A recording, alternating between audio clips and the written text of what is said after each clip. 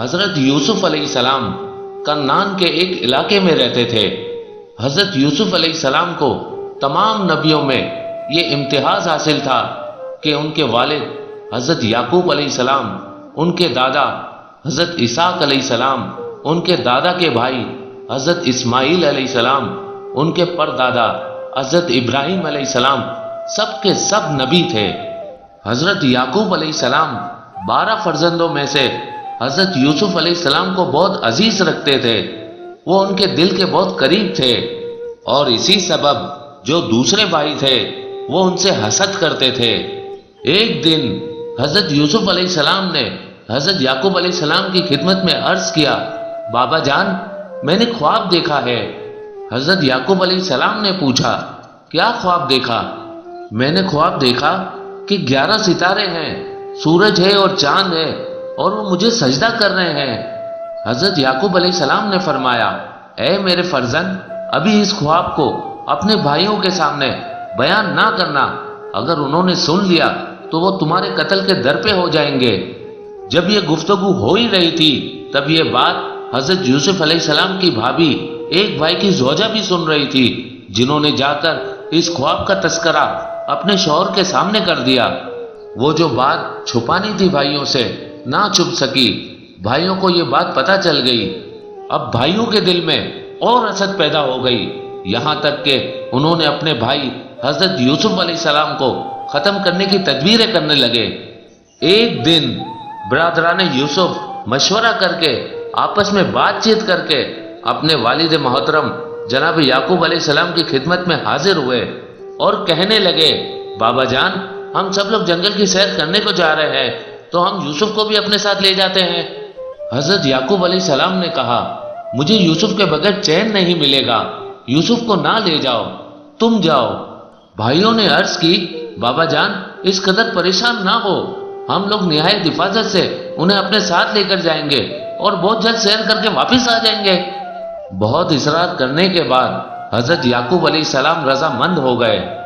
جب حضرت یوسف علیہ السلام اپنے والد حضرت یعقوب علیہ السلام سے رخصت ہو کر اپنے بھائیوں کے ساتھ جنگل کی طرف روانہ ہونے لگے تو حضرت یعقوب علیہ السلام نے اپنے بڑے بیٹے سے فرمایا کہ دیکھو تم بھائیوں میں سب سے بڑے ہو، یوسف کو تمہارے سپرد کر رہا ہوں، اس کو کوئی تکلیف نہ پہنچے، اس کو میرے پاس جلدی لے آنا۔ بابا جان ایسے ہی ہوگا، آپ فکر نہ کیجئے، یوسف واپس آ جائے گا، یوسف کی حفاظت ہمارا ذمہ ہے۔ برادران چل پڑے، جنگل پہنچ گئے۔ جنگل پہنچتے ہی وہ سب حسد کی آنکھ میں جلنے کی وجہ سے اپنے والد کی سب نصیحتوں پر عمل کرنا بھول گئے، فراموش کر دیا، اور سب نے اپنے منصوبے پر عمل کرنے کا آغاز کر دیا۔ جھڑک کے حضرت یوسف علیہ السلام سے کہنے لگے کہ ہمارے آگے دوڑتے ہوئے پیدل چلو، سواری سے اترو۔ حضرت یوسف علیہ السلام کی آنکھوں میں آنسو آ گئے۔ حضرت یوسف علیہ السلام کہنے لگے، میں نے آپ لوگوں کا کیا قصور کیا ہے؟ ایک بھائی جواب میں طنزیہ لہجے میں کہتا ہے، اچھا وہ جو خواب سنا رہے تھے کہ وہ سورج اور وہ چاند جو تمہیں خواب میں سجدہ کر رہے تھے، ان سے کہو نا تمہاری مدد کو آ جائے۔ وہ جو 11 ستارے خواب میں آئے تھے، وہ 11 ستارے تمہیں گود میں کیوں نہیں اٹھا لیتے؟ ان سے کہو نا تمہاری مدد کرے۔ حضرت یوسف علیہ السلام بھائیوں کی بے رخی پر نمناک آنکھوں کے ساتھ چلتے چلے جاتے تھے۔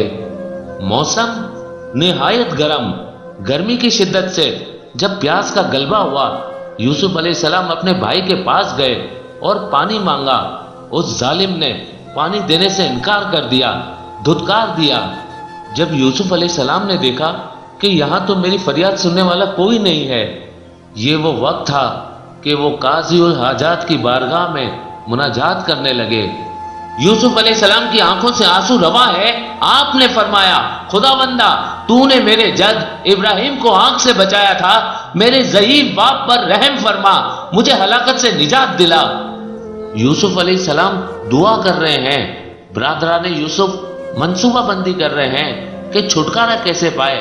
بھائیوں میں آپس میں مشورہ ہو رہا ہے کہ کس طریقے سے اپنے اس ارادے کو سر انجام دیا جائے۔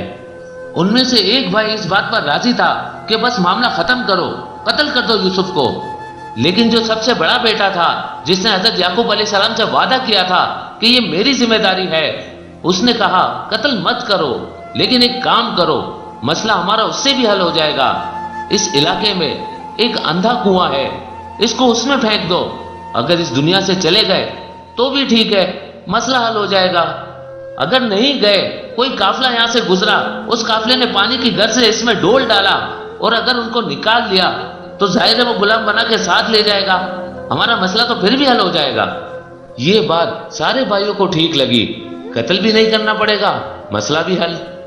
اس مشورے پر 10 کے 10 بھائی حضرت یوسف علیہ السلام کو کنویں میں ڈالنے پر منتفق ہو گئے۔ شہر کنعان سے کچھ ہی دور یہ کنواں تھا۔ حضرت یوسف علیہ السلام کو کنویں کی طرف لے جا رہے تھے۔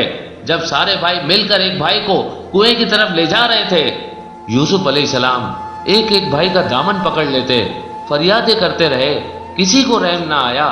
یوسف علیہ السلام کو جب یقین ہو گیا کہ یہ مجھے مار ڈالنا چاہتے ہیں، تو کہنے لگے کہ خدا کے لیے مجھے اتنی مہلت تو دو کہ میں 2 رکعت نماز ادا کر لوں۔ بڑے بھائی نے دیگر بھائیوں سے کہا پڑھ لینے دو 2 رکعت نماز۔ یوسف علیہ السلام نے 2 رکعت نماز ادا کی، اپنی پیشانی خاک پر رکھی اور مناجات کرنے لگے، اے خدائے بندے بہرو بر، تو میرا نگہباں ہے، میں تیرا بندہ ہوں، میں تیری رضا پر راضی ہوں، چاہے تو مجھے زندگی دے، چاہے تو موت دے دے۔ مناجات سے جب فارغ ہوئے، بھائیوں نے کہا اپنا پیراہن اتار دو۔ یوسف علیہ السلام نے کہا یہ نہیں ہو سکتا، کیونکہ زندہ شخص کو جسم ڈھانپنے کے لیے کپڑا چاہیے، مردے کو کفن چاہیے، یعنی دونوں صورتوں میں پیراہن کی ضرورت ہے، اس لیے میرا پیراہن چھوڑ دو۔ اگر میں نہ بچا تو میں بے کفن نہ رہوں، اور اگر میں زندہ رہا تو میرے جسم پر پوشاک تو موجود ہو۔ بھائیوں کو رحم نہیں آیا، زبردستی حضرت یوسف علیہ السلام کا کرتا لے لیا، کمر میں رسی باندھی اور کنویں میں گرانے لگے۔ یوسف علیہ السلام نفس کنویں میں تھے کہ رسی کاٹ دی گئی، رسی کاٹ دی گئی۔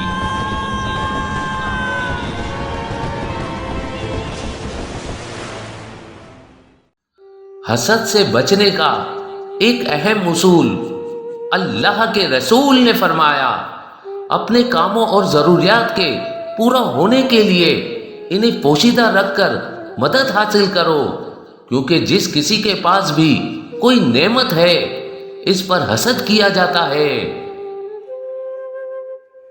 جنت میں رسول خدا صلی اللہ علیہ وآلہ وسلم کے ضمانت یافتہ گھر، اللہ کے رسول نے فرمایا لڑائی سے پرہیز کا گھر، میں ضمانت دیتا ہوں کہ جنت کے اعلیٰ ترین درجے پر ایک گھر ہے جو ہر ایسے شخص کو دلواؤں گا جو لڑائی جھگڑے سے پرہیز کرے، اگرچہ وہ حق پر ہو۔ جھوٹ سے پرہیز کا گھر، میں ضمانت دیتا ہوں کہ جنت کے درمیانی درجے میں ایک گھر ہے جو ہر ایسے شخص کو دلاؤں گا جو جھوٹ سے پرہیز کرے، اگرچہ وہ مذاق میں ہو۔ بد اخلاقی سے پرہیز کا گھر، میں ضمانت دیتا ہوں کہ جنت کے باغ میں ایک گھر ہے جو ہر ایسے شخص کو دلاؤں گا جو اچھے اخلاق والا ہو۔ جنت کی راہ پر چلنے والے، خداوند عالم نے ارشاد فرمایا جو لوگ ایمان لائے اور نیک اعمال بجا لائے، بے شک ان کا رب ان کے ایمان کے سبب انہیں نعمتوں والی جنتوں کی راہ دکھائے گا جن کے نیچے نہریں بہتی ہوں گی۔ تقوی اختیار کرنے والوں کا گھر، ارشاد رب العزت ہے نیکی کرنے والوں کے لیے اس دنیا میں بھی بھلائی ہے اور آخرت کا گھر تو بہترین ہے ہی، اور اہل تقوی کے لیے یہ کتنا اچھا گھر ہے۔ عظیم کامیابی حاصل کرنے کا قرآنی نسخہ، پروردگار عالم نے ارشاد فرمایا اور جو بھی خدا اور اس کے رسول کی اطاعت کرے گا وہ عظیم کامیابی کے درجے پر فائز ہوگا، وہ عظیم کامیابی کے درجے پر فائز ہوگا۔